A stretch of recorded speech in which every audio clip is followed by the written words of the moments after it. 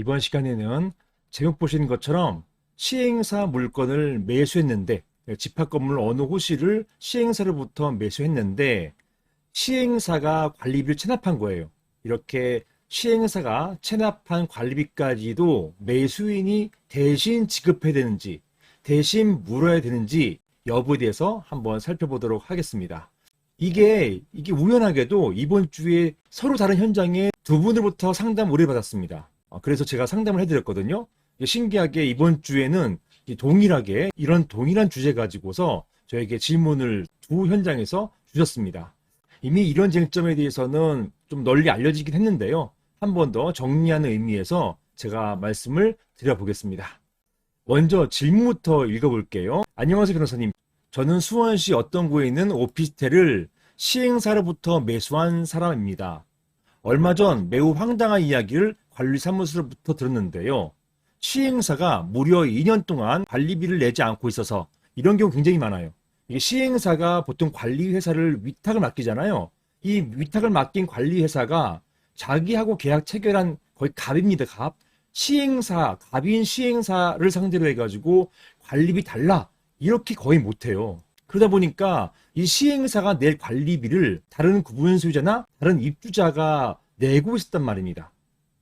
또는 이 모자른 부분을 관리회사가 메우는 경우도 있어요. 이제 그러다 보니까 둘 다 정상적이지 못하죠. 그러면 이걸 언제 받냐 하면 결국은 시행사 물건이 공매 또는 경매 또는 사람과 같은 매매 이런 걸 통해 가지고 이게 매수됐을 때 그 매수한 사람에게 또는 경락받은 사람에게 또는 공매받은 사람에게 이렇게 밀린 관리비를 물리는 경우가 굉장히 많아요. 이게 일상화되어 있습니다.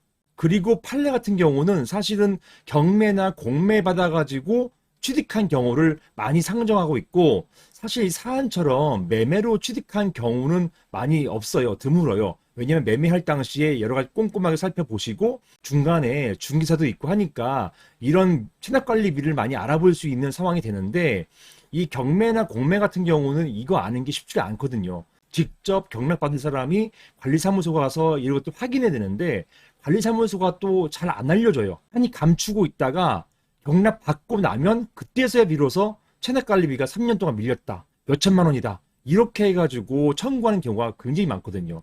되게 황당한 경우가 많습니다. 자, 아무튼 그런 상황이라는 거예요. 2년 동안 관리비를 내지 않고 있어서 그 체납관리비를 매수인인 제가 내야 한다는 것입니다. 자, 이럴 경우에 항상 말씀 주시는 게 아니 관리회사는 너네는 뭐 했냐 그동안 2년 동안 안 받고 있다가 이제 와서 왜 나한테 달라고 하느냐 이거 직무유기 아니냐 이거 명백한 직무유기다 이렇게 항변하시는 경우도 많이 봤어요. 하여튼 관리회사가 자기 임무 해탈한 건 맞죠. 하지만 그럼에도 불구하고 이렇게 청구하는 게 현실이란 말입니다. 어찌되었든 저는 오피스텔 매수할 때 아무런 얘기도 듣지 못했습니다. 공인중개사도 얘기해주지 않았고 그리고 매도인인 시행사도 아무런 얘기 안 했어요. 그냥 시행사가 속인 거죠. 감춘 거죠.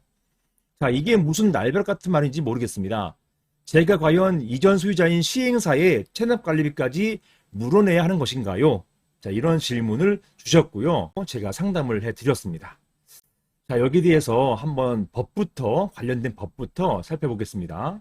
자, 사안이 오피스텔이잖아요. 오피스텔이니까 집합건물법, 즉 집합건물의 소유 및 관리에 관한 법률 여기에 적용을 받죠.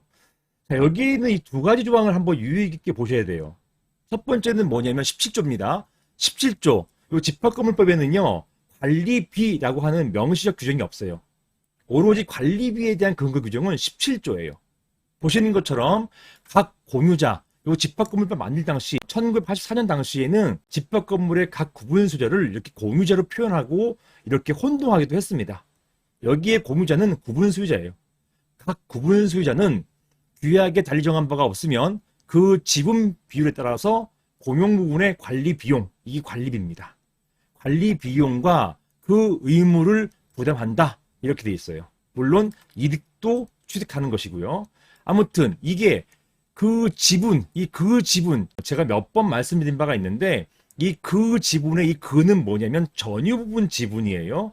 이게 뭐 분양 면적 기준 이게 아니고 전유 부분 비율에 따라서 이게 판례입니다.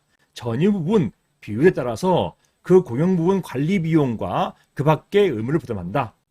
자, 그 다음에 18조가 있는데요. 18조 잘 보세요.